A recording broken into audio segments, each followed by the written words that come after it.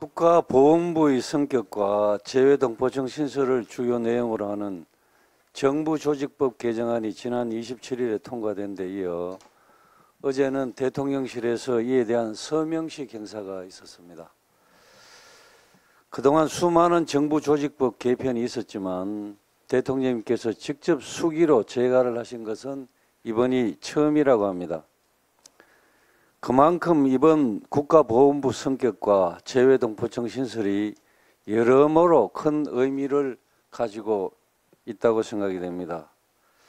어제 서명식에는 본 의원도 재외동포청 설립에 공이 있다고 초청을 받아 참석을 했습니다.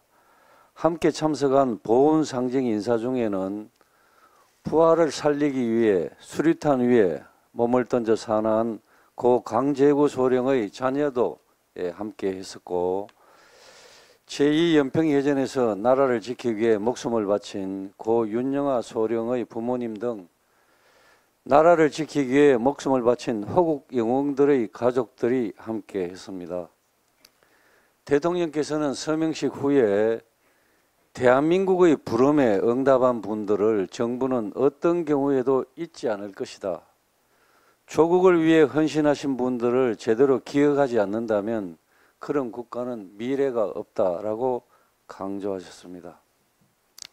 보훈부가 보훈부로 성격한 것은 윤석열 정부는 나라를 위해 헌신하고 희생하신 분들의 공을 결코 잊지 않겠다는 확고한 의지의 표현이라고 생각이 됩니다. 어제 참석한 이 보훈가족들은 지난 정부가 이 보훈가족에 대해서 홀대할 때 이분들은 내 남편과 내 아들은 조국을 위해서 목숨을 바쳤는데 왜 대한민국이 우리를 이렇게 홀대하고 외면하느냐, 이런 절규를 해온 분들입니다.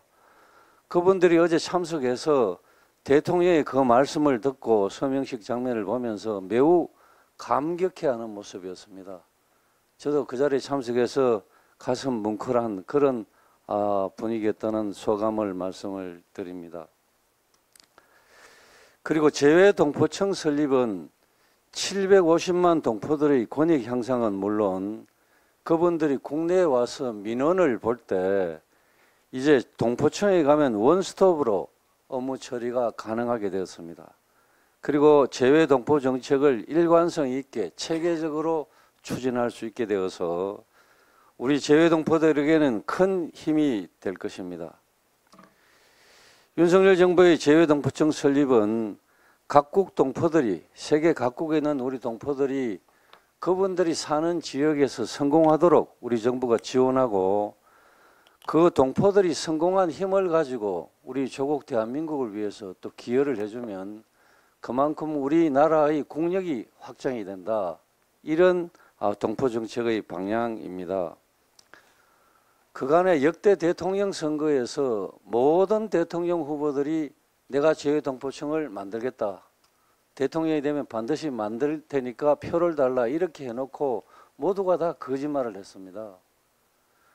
윤석열 정부는 동포들과 약속한 내용을 반드시 지키겠다고 다짐을 했고 이번에 약속을 실현했습니다. 그간의 이 역대 대통령들이 다 동포들을 상대로 해서 약속을 못 지킨 것은 그만큼 재외동포청을 만든다는 게 쉽지 않은 일이었기 때문에 그렇다고 생각합니다.